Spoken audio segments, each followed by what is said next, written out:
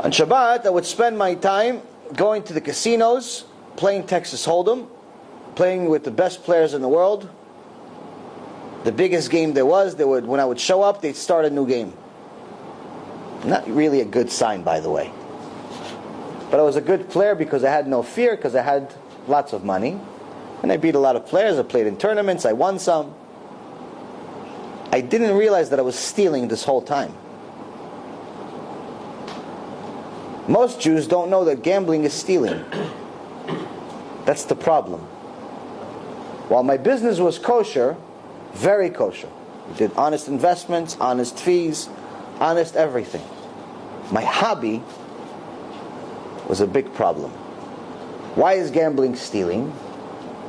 Now, if you're betting against, you're thinking, okay, listen, I'm going to play Texas Hold'em with my buddy. He's my friend. We're going to pay for $100. What's the big deal? It's just a bunch of friends. Not $50,000 like Mr. Reuven. It's not. It's $100.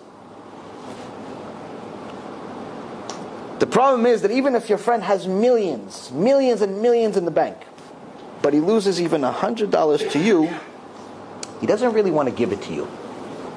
No one wants to give you anything, not from a loss. He'll lend you the money if you need to borrow the money. He'll even give you a gift if he has millions and he's generous. But he'll never want to lose it to you, which means that when you win that $100, you're stealing it from him. And there's one problem with stealing versus every other avera, every other sin. Even if someone found a way to be a righteous person, if they have stealing in their hands, when they show up to the door of Gan Eden, they will not let you in. No thief has ever entered Gan Eden, no thief will ever enter Gan Eden. The person has to go back in the Gilgul and come back to this life, to this world, and pay back the neshama that he stole from. This is a problem.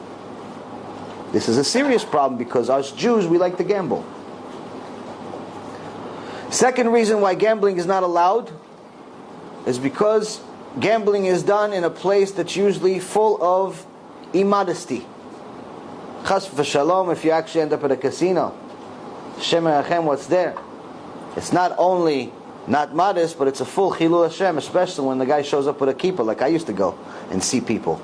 All the fake Hasidish guys with a nice hat and the payas and the black and white sitting in the same table next to me. Same game. By the way, those people, if you ever see them, they're not real. If they're in a casino, they're just wearing a costume. Don't get taken back by anything. They just like to wear a costume. You wear a costume on Purim, they wear a costume all year round. The machmirim. A righteous person belongs in two places. Or three. Either he's studying Torah, he's at work to provide for his family, or he's at home taking care of his family. The casino is not one of those places. So people like that have a special place in Gehenom. Why?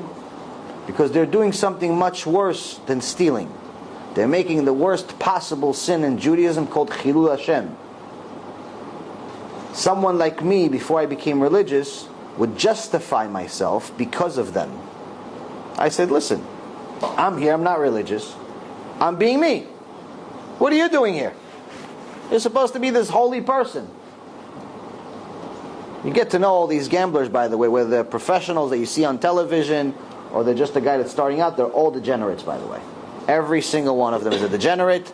Most of them do not have any money, even if they just won a $2 million tournament, because they usually borrow the money from somebody else and they owe the money.